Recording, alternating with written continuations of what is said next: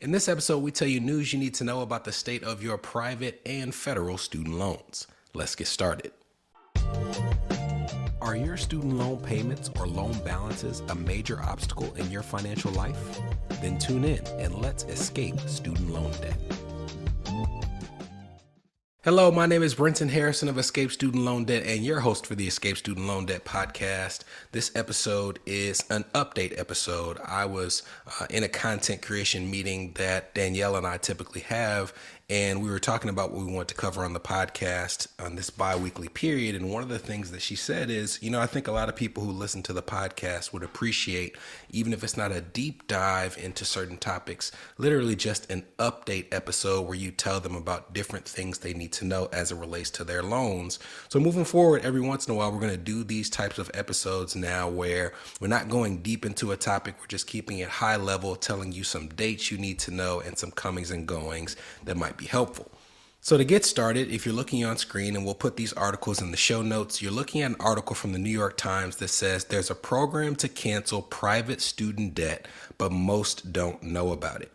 On this podcast, most of the time, I would say, matter of fact, to this point, 100% of the time that we're talking about having student loans forgiven for reasons other than death or disability, we're talking about federal student loans through income-driven repayment forgiveness or public service loan forgiveness, even Perkins loan forgiveness and the like. But this program that this article is referencing has to do with private student loans specifically held by the loan servicer Navient. And what it's describing is a private student loan forgiveness program that Navient borrowers with private loans could be eligible for, but this program is very similar to the borrower defense loan discharge that you see with the federal government. Without going too deep into the details, with the borrower defense loan discharge, if you can make a case that your school defrauded you, misled you for various reasons, it could be that they gave you false statistics on their career placement. It could be that you feel that they duped you into having a loan. It could just be that the school itself has closed and it was found that they manipulated and deceived all of their students. You can submit an application and have your federal student loans forgiven. We've seen a number of people have these forgiven who went to schools like the Art Institute. As a matter of fact, if you're looking at the article from the New York Times, it tells the story of a woman who had about $40,000 forgiven after she went to the New England Institute of Art. There's also people who went to ITT Tech who have had their loans forgiven on the federal side. Navient has a number of borrowers who were also taking out private student loans to go to these schools that may not have been eligible at a certain time for their students to take out federal student debts. And now they can submit a similar application and have their private student loans forgiven. Now, the thing about this program, as you can imagine, Navient makes money off of these loans, so they have not been open about advertising it. Matter of fact, they have not been advertising at all. So an advocacy group in Boston called the Project on Predatory Student Lending recently published on their website the Navient School application form. If you're looking on screen, you can see this application, and we'll also put this in the show notes. And you can see that it's pretty extensive. Not only does it ask for information about the school that you attended, it asks you to outline all of the instances of misconduct that you feel make the case for you to have your student loans forgiven.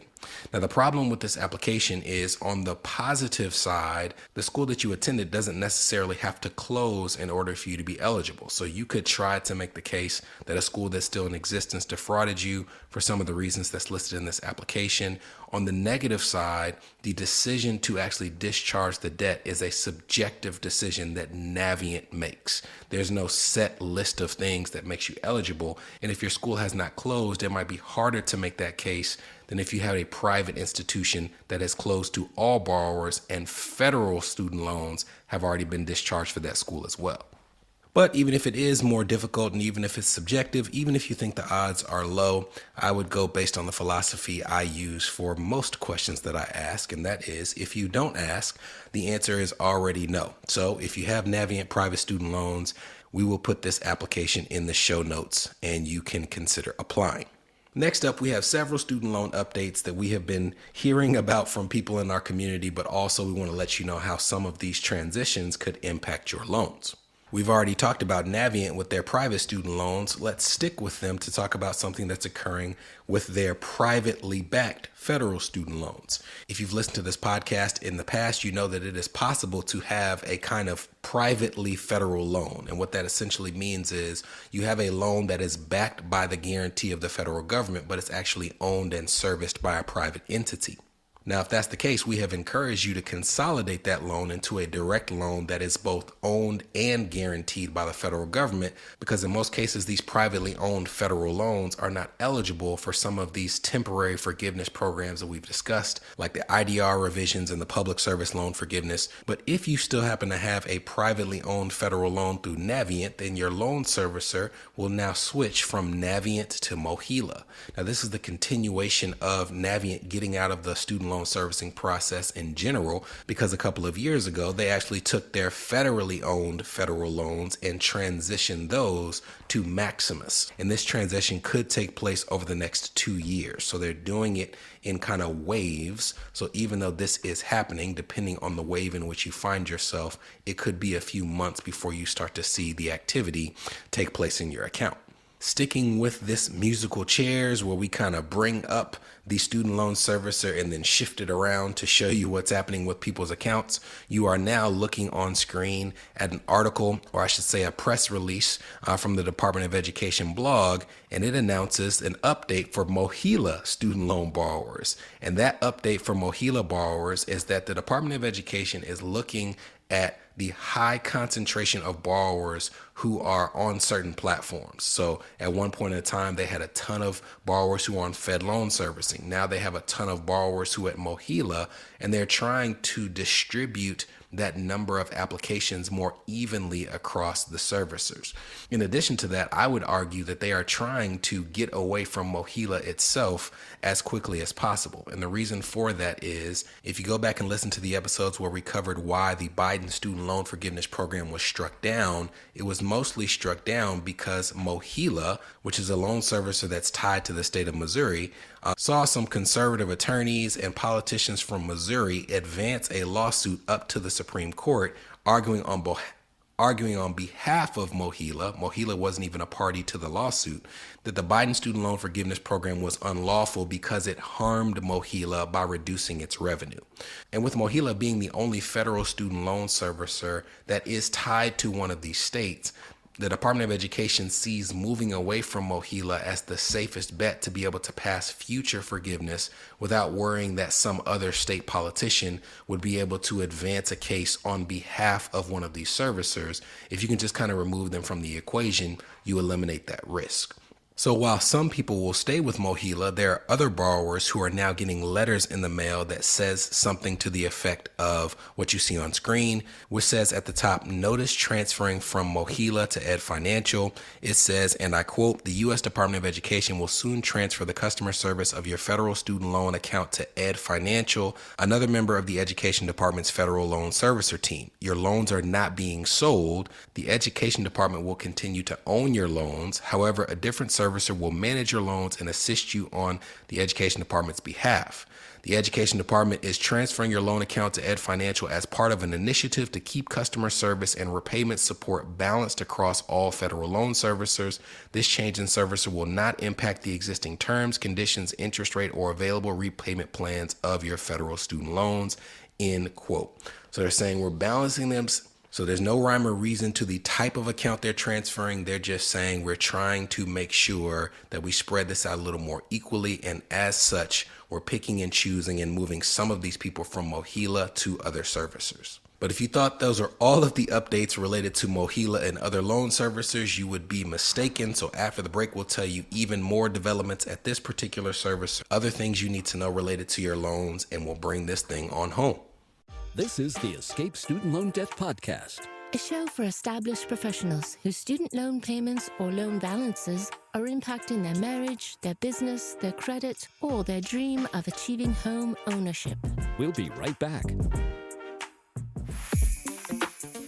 Are you interested in learning the tools and techniques we use to get student loans forgiven, reduced, reorganized, or expedited? Well, great news. We're currently updating our flagship course, Escape Student Loan Debt, to reflect the current changes in the student loan landscape. To stay up to date on the launch of the course and opportunities to sit in on our live recording sessions, head to escapestudentloandebt.com and join our email list now.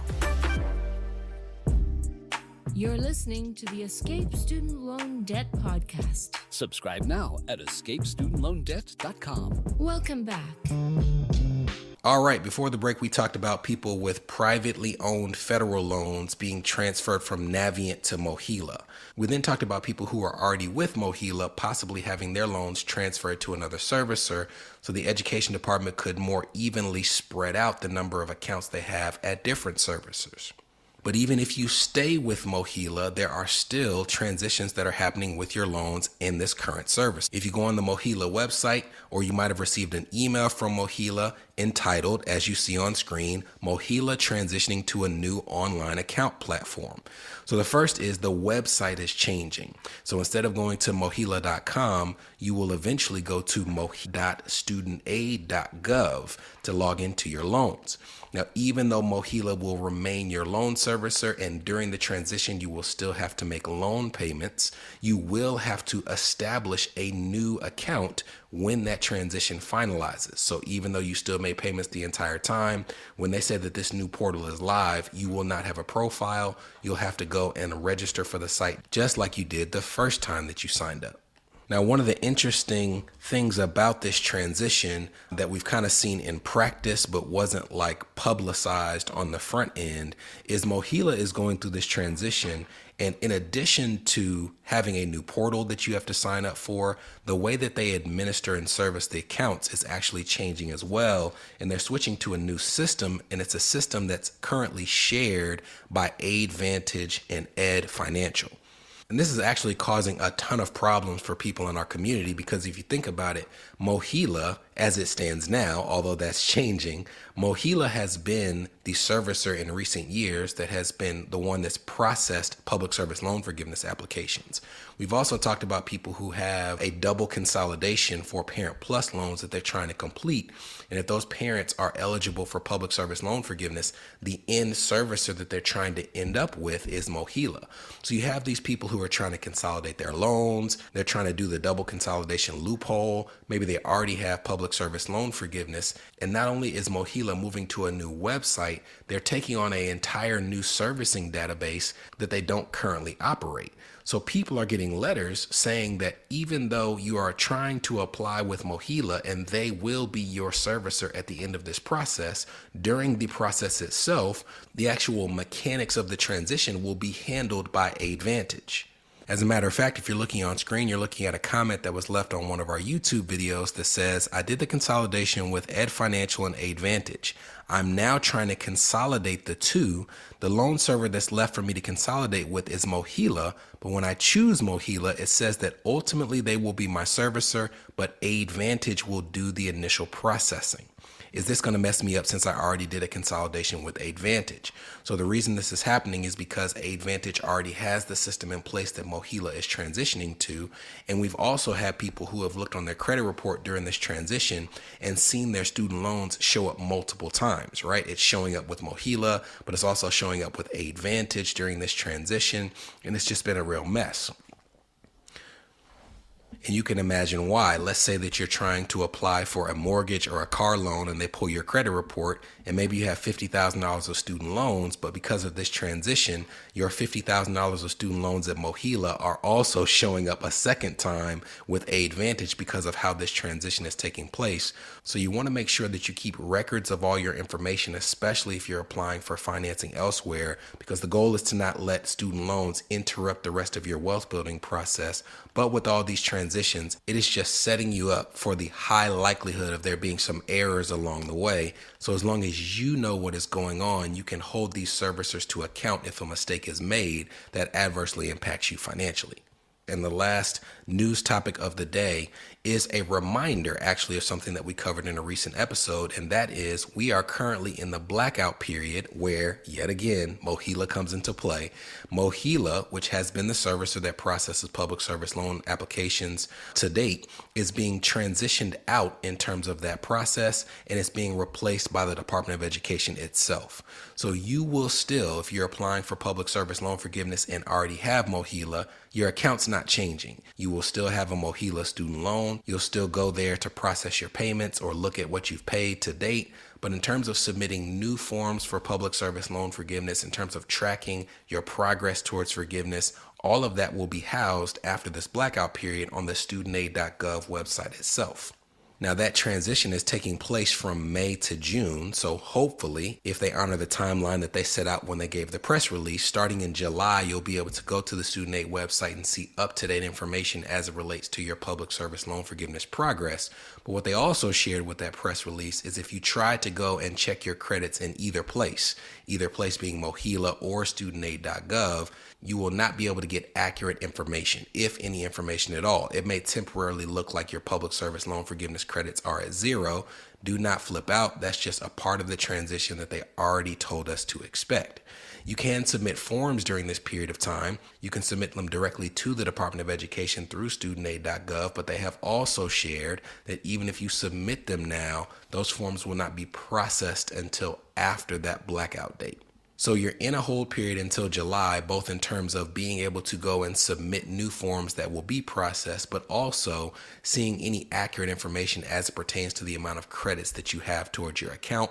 But hold tight. We'll be keeping you up to date as that transition takes place in July to let you know of any bumps along the road that you need to be aware of. And we will make sure that you have everything you need to know to have your student loan balance forgiven, reduced, reorganized, or expedited. I'll see you in 2 weeks. From Escape Student Loan Debt, this was the Escape Student Loan Debt Podcast, a show for established professionals whose student loan payments or loan balances are impacting their marriage, their business, their credit, or their dream of achieving homeownership.